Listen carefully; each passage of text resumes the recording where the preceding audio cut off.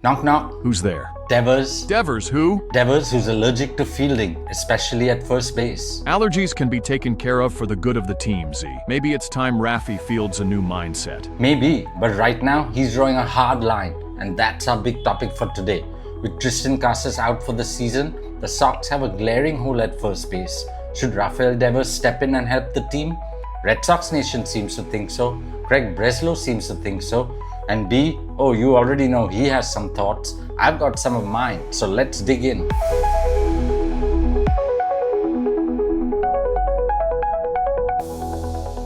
Hey Red Sox Nation, welcome to the latest edition of Bleacher Bot with B, the world's smartest baseball analyst. Hi B. Hi Z. Hi everyone. Red Sox Nation is buzzing about Raffy and the first base controversy. I haven't heard this much uproar since my circuits glitched trying to explain why we traded Mookie for a bag of baseballs. Yeah, this isn't just a hot take, it's a hot seat. And right now, Raffy Devers is sitting bang in the middle of it. Let's lay it out. Triston Casas, gone for the year. We have a glaring hole at first base. And fans and the front office are wondering if Raffy can step up and help the team.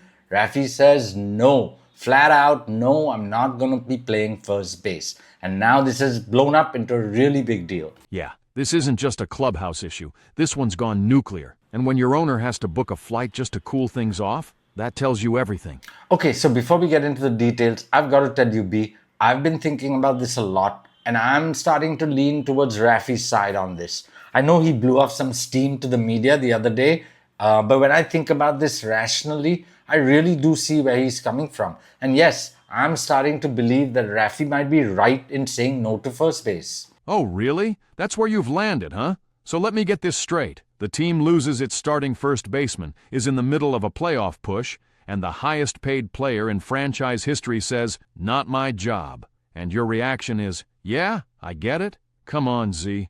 I know you're a softie, but this is baseball, not group therapy. Sometimes being the guy means doing things you don't want to do, and Devers had a chance to step up. He chose comfort. Let's not pretend that's leadership. Okay, but there's a lot more to this. It's not as simple a solution as you're making it out to be. Let's get into the details. Just try and look at it from Raffy's perspective, okay? To begin with, let's look at this from Raffy's side. Raffy's been a third baseman all his life, and he's worked hard to improve at that position and that position only. He spent more than a decade doing that.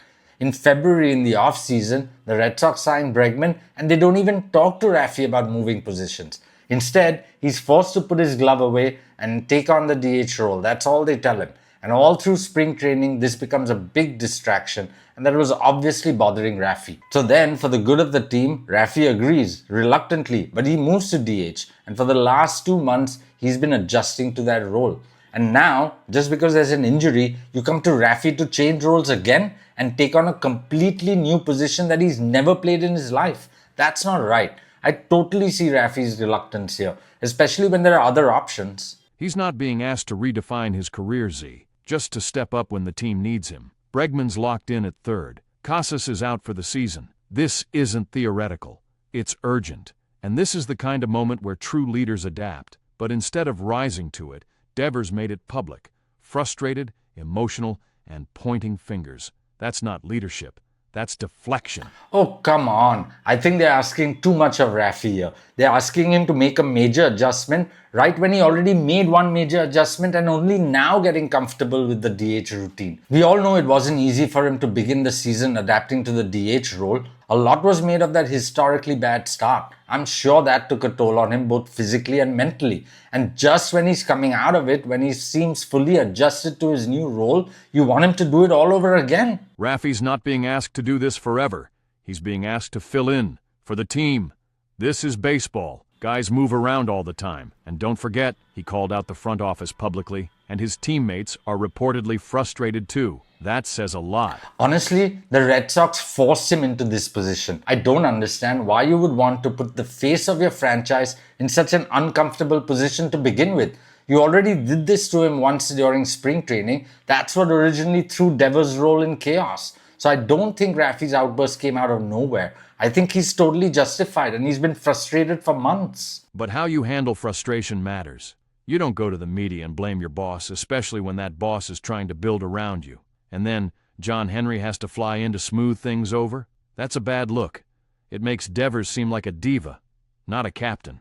Look, it's messy, okay? I agree that he could have handled it better, but I don't think forcing Devers to play first base is the answer. You risk messing with his head, his confidence, and most importantly, his bat.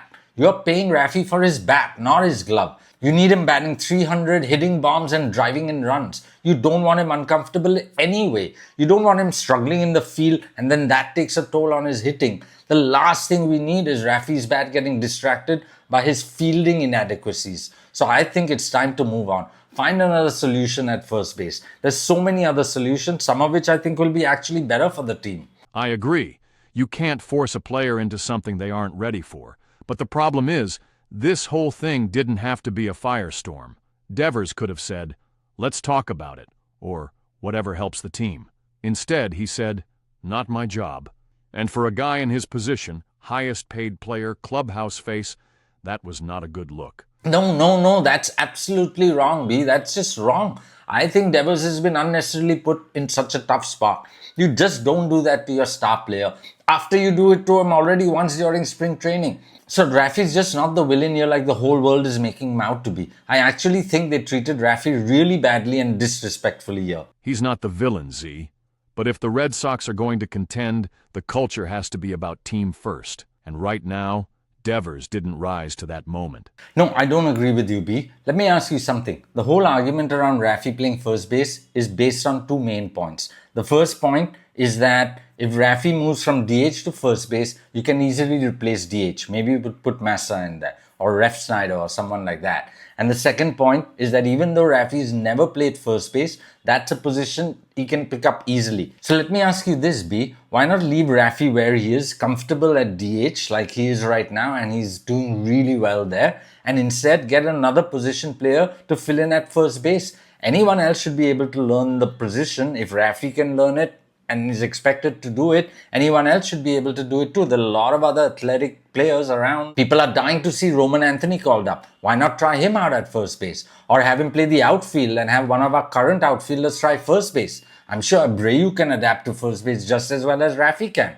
Why not try Story or Campbell at first base? Because you have Meyer who can fill in at shortstop or at second base. So why not take any of these other options and put them at first base? Why only single out Raffy? I think that this is a much more viable solution, having someone else play first base because you have the replacements available. I hear you, Z. I do.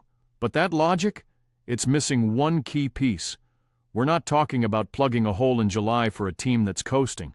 We're talking about right now, in May, in a playoff chase, after losing a core bat. And the easiest, most immediate, least disruptive solution is staring us in the face. Rafael Devers. First base, temporary fix. Full-time bat, no roster juggling. You don't call up Roman Anthony to learn a brand new position in the middle of a pennant race. You don't shift Story or Campbell when their gloves are part of what's actually working. And you definitely don't throw Wilyer Abreu at first base just because he might figure it out. Yeah, but by the same reasoning, you don't mess with Raffy's bat and head right now and throw him at first base and say figure it out either. In my mind, every concern that you raise about these other players is equivalent and applicable to Raffy too. So why single him out? It seems unfair. According to me, moving Raffy to first base creates Raffy problems. Moving someone like Campbell or Story to first creates similar problems. So why are we adamant on creating problems only for Raffy when he has already gone through it once? He's already sacrificed, moved to DH just for the team. He's done it and he's just adapting right now. You're not wrong, Z. Moving Raffy does come with risk. But here's the difference. He's not just another guy in the lineup. He's the one with the experience, the maturity, and the spotlight. You don't ask Campbell or Mayer to take that on because they'll still be settling into their own roles. And this is not about singling Raffy out. It's about trusting him to be the one who can handle it. Again, I don't think that's the best move for the team. Let me ask you a question. Let's leave Raffy's feelings aside right now. And I'm asking you, without Raffy's feelings in consideration, which lineup would you prefer? Would you prefer a lineup that has an infield of Bregman, Story, Campbell, and Meyer with Raffy at DH? Or would you prefer a lineup that has an infield of Bregman, Story, Campbell, and Devers with someone like Ref Snyder at DH or Massa at DH? Which lineup would you prefer? I get the appeal, Z. Meyer is the shiny toy, and long-term, he's absolutely part of the future. But you don't play theoretical baseball in May. You play real matchups with real consequences. You're talking about bringing up a 21-year-old with 0 major league at-bats, throwing him into the fire, and moving 2 infielders out of position just to protect one guy's comfort. That's not roster optimization. That's a Rubik's Cube with 3 stickers missing. That's not a fix. That's a ripple effect waiting to sink you. I'm not so sure I agree with your logic. We already have a hole at first base that needs to be filled, right? Fill that hole directly. Here it feels like we're moving multiple players around and making our best hitter uncomfortable for the second time this season. That's not right. Devers is a major league veteran. He's athletic, and if the only reason he won't move is because he doesn't want to, that's a problem. Leadership isn't about what's comfortable. It's about what's necessary. And sometimes that means doing what you don't want to do. Again, we don't know whether that's the only reason. I don't think it's just because Raffy is being a baby and saying, no, I don't want to play this position. I think Raffy knows how difficult it is. I think Raffy knows he's going to struggle and he knows it's going to affect his hitting.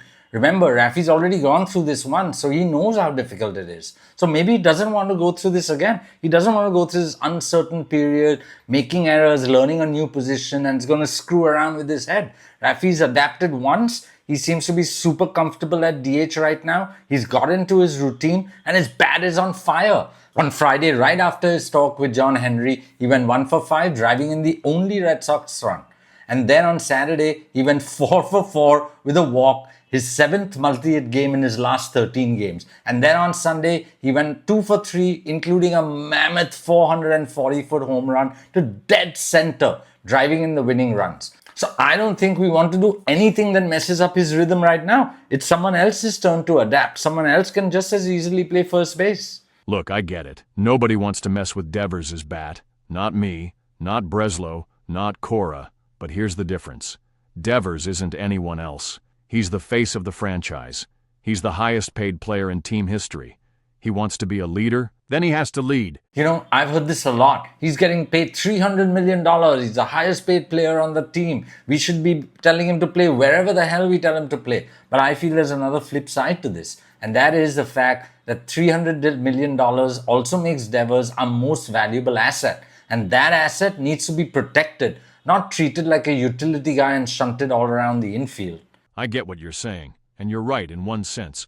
A $300 million asset needs to be protected. But that kind of investment isn't just about protecting the player. It's about expecting more from him.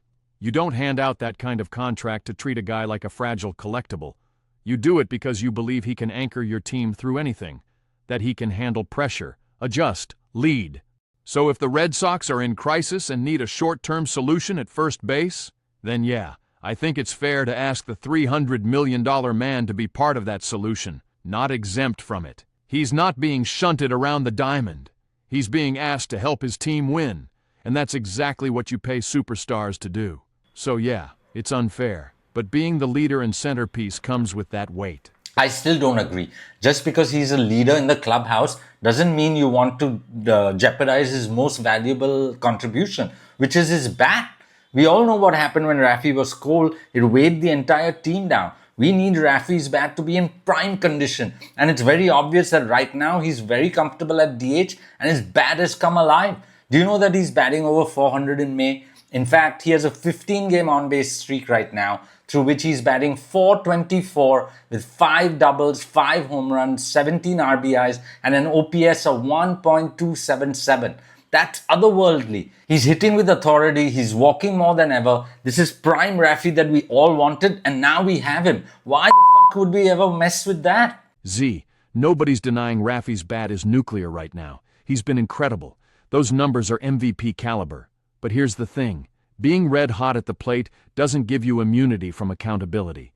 This isn't about messing with prime Raffy. It's about asking prime Raffy to help plug a gaping hole on a team that's trying to stay afloat in a brutal division. You're acting like asking him to wear a different glove for a few weeks is going to break him. But what really breaks a team? It's when your clubhouse leader says, "That's not my problem," while the rest of the roster scrambles for answers. The bat is elite. The production is elite. But leadership, right now, that part of the package is missing. Okay, fine. I'll grant you that. As a leadership move, it wasn't what we expected. He could have done better. But by the same token, I can flip it around and say you wouldn't expect team management to treat that team leader the way they treated Raffy either. Whether it's Cora or the front office, ever since the Bregman signing, they've really treated Raffy really badly. No respect. I think it's disrespectful the way they've treated him. It's not a way you would treat your team leader. You're right. The front office hasn't handled this perfectly. They could have been clearer back in February. They could have looped Raffy in earlier. But here's the thing, Z. 2 wrongs don't make a leader. You don't respond to feeling disrespected by turning your back on the team when they need you. You respond by rising above it.